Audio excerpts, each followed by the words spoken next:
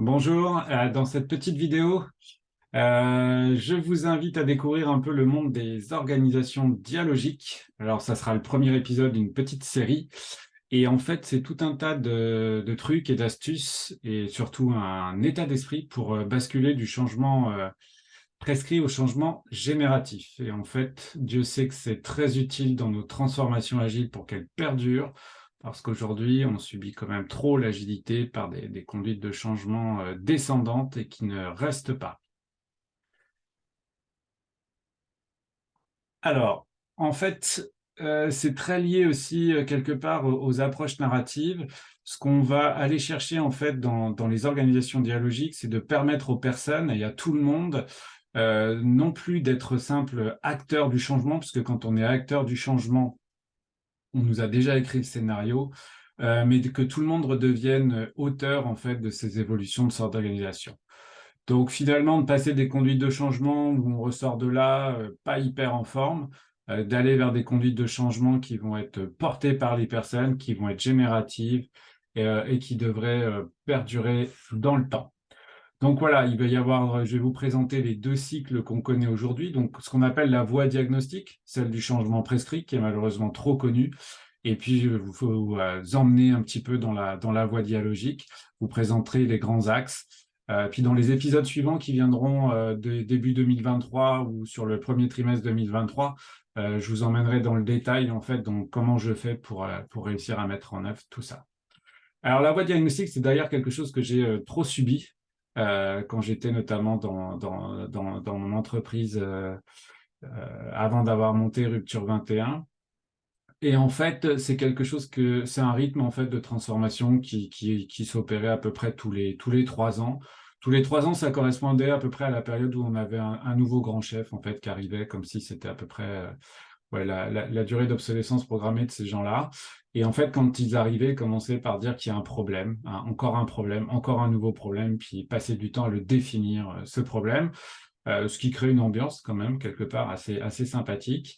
Et derrière, on déclenche du diagnostic. Alors le diagnostic, moi, dans ce que j'ai pu connaître, c'est qu'on voyait débouler une armée de Men in Black, et pendant 2 voire 3 mois, éplucher tout le monde, faisait des audits de l'inspection, etc pour mouliner après toutes ces informations, toutes ces datas quelque part, et donc remettre une belle copie au top management, des beaux slides, etc., qui soudainement, en fait, avaient une vision de là où il faut aller, essayer de la communiquer. Alors malheureusement, ce que je vois encore aujourd'hui, c'est ce top management qui communique des visions, puis les collaborateurs qui comprennent pas, le management qui revient communiquer, les collaborateurs qui ne comprennent pas, le management qui se plaint que les collaborateurs ne comprennent pas, et ainsi de suite. Donc, perte de sens et donc après, on va dire que les gens sont pas motivés, etc., quoi. Mais bon. Et derrière ça, évidemment, quand c'est des entreprises très sérieuses, c'est qu'une fois qu'on a créé cette vision, ben, on va planifier une implémentation. Donc, planifier une implémentation, on sort tout le gros bazar avec de la direction de programme, comitologie, des équipes avec des task force, etc. Et puis, on va dérouler tout ça. Donc, on déroule l'implémentation. Puis, comme il faut être très sérieux, évidemment, on va mettre tout un tas de contrôles en place pour que ça fonctionne hyper bien. Voilà. Donc voilà les petites étapes, hein. Définir le problème, diagnostiquer, créer la vision, implémenter un déroulé quelque part avec tout ce qu'il faut comme comitologie, les task force, voilà, et puis le contrôle. Et puis on va recommencer ça tous les 3 ans. Et là, on est dans du changement prescrit, voilà, évidemment. Et ça laisse des traces et des gens que je rencontre en ont assez de ce genre de dispositif. Donc là, aujourd'hui, dans cette petite vidéo, je vais vous emmener sur la voie dialogique. Alors, en toute honnêteté, c'est quelque chose que j'ai découvert il y a 3-4 ans, alors que je le pratique depuis très longtemps. Voilà, donc je vous donnerai des références après.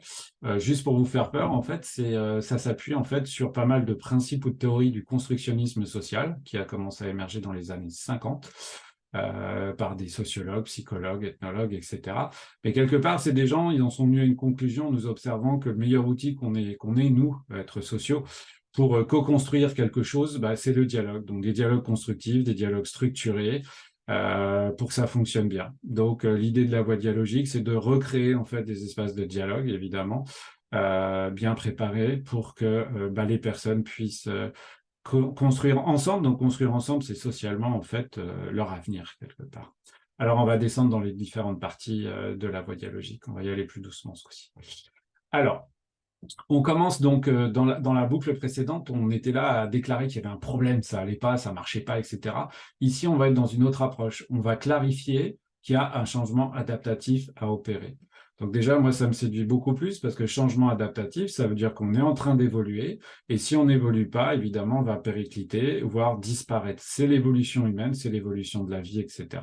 Donc, on va parler de changement adaptatif. Et vous voyez, je vous donne quelques petites pistes avant. Adaptatif, agilité, on n'est pas loin aussi. On va voir qu'on trouve beaucoup de traces d'agilité, de vraie culture agile dans toute cette histoire-là. Ce que j'aime beaucoup aussi, c'est qu'on parle de clarifier le changement adaptatif. Donc d'arrêter avec des choses abstraites et de clarifier dans des micro-détails, en fait, vers où on veut aller. Voilà.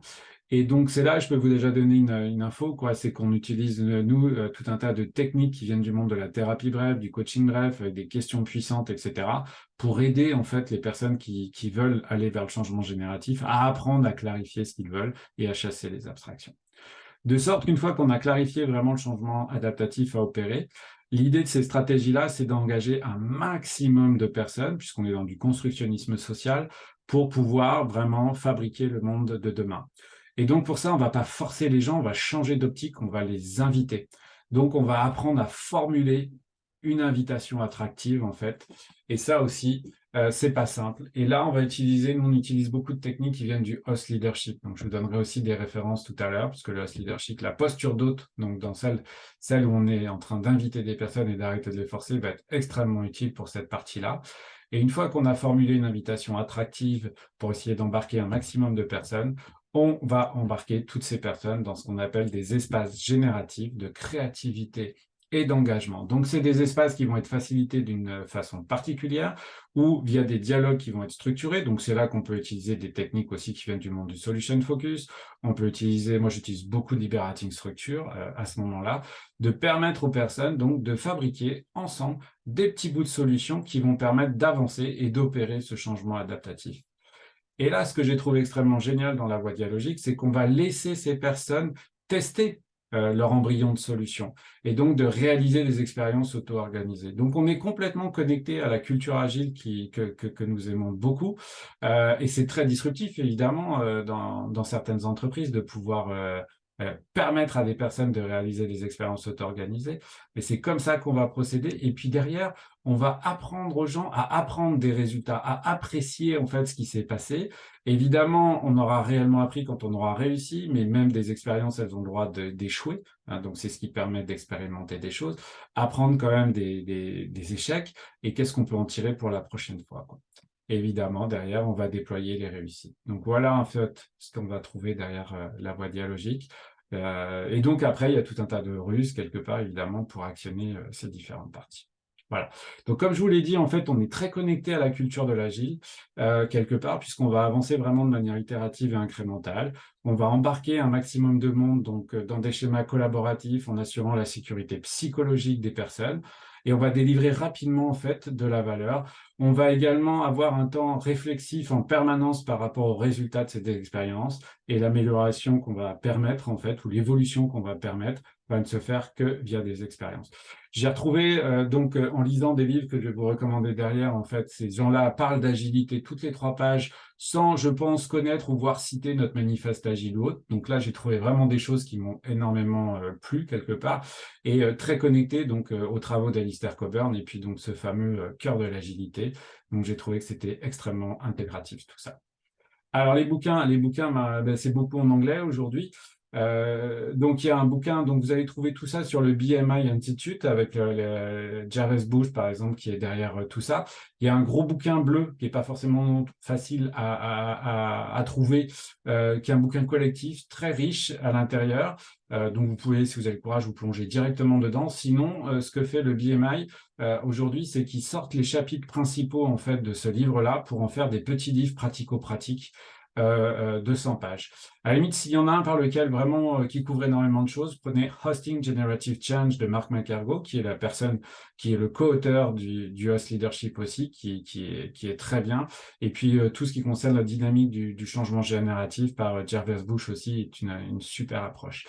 Et comme tout ça, en fait, s'appuie sur le constructionnisme social. Donc moi, quand on m'a parlé de ça, ce terme-là, ça m'a fait un peu peur.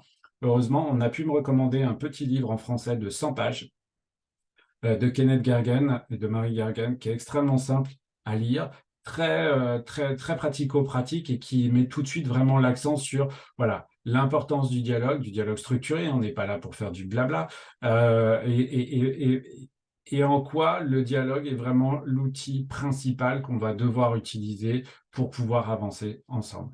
Puis si vous voulez aller plus loin, bah, il y a un beau bouquin de Kenneth Gergen sur le constructionnisme social, et c'est la 3e édition, la 4e édition en fait va sortir bientôt. On va trouver des choses pour la conduite de changement, mais également pour pouvoir pour ces formations qui deviennent en fait des salles de classe dialogiques aussi. Donc on va le retrouver vraiment à toutes les sauces quelque part, ce truc-là. Voilà. Et donc, dans les épisodes suivants qui viendront, bah, je vous présenterai un peu comment utiliser le langage Solution Focus au travers de toute la voie dialogique, comment utiliser vraiment le host leadership, en fait, pour notamment sur la partie formulation de l'invitation, sur la préparation des espaces génératifs de créativité et d'engagement, la posture à adopter. Et puis, comme c'est très pratique, comment user et abuser des liberating structures. Hein, je vais me pousser, ces petites liberating structures, cette petite famille d'ateliers qui est bien plus que des ateliers. Hein, c'est un vrai langage interactionnel. Comment s'appuyer dessus en fait pour aller derrière. Et puis bah, si vous avez envie, j'ai commencé à écrire tout ça dans un guide super pratique en français et en anglais. En fait, j'ai profité de mon Covid cet été, que j'étais bloqué à la maison pour commencer à déposer énormément de choses. Donc, vous pouvez trouver tout ça. Donc, ça nourrit en fait quelque part la petite ONG que j'ai montée juste avant le Covid pour essayer de faire profiter énormément de monde de toutes ces choses-là. Et donc, là-dedans, vous allez avoir vraiment tous mes trucs et mes astuces par rapport à la voie dialogique. Voilà.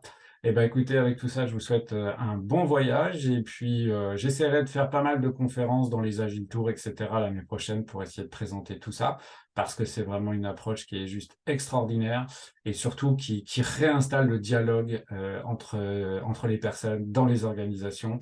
Partout où je passe, en fait, c'est déjà ça qu'il faut remettre en place. Et puis, cette culture de l'apprentissage continu ensemble, de la fabrication continue ensemble, pour aller vers tout ce qu'on veut, dont l'agilité, mais aussi plein d'autres belles choses. Voilà, à bientôt, au revoir.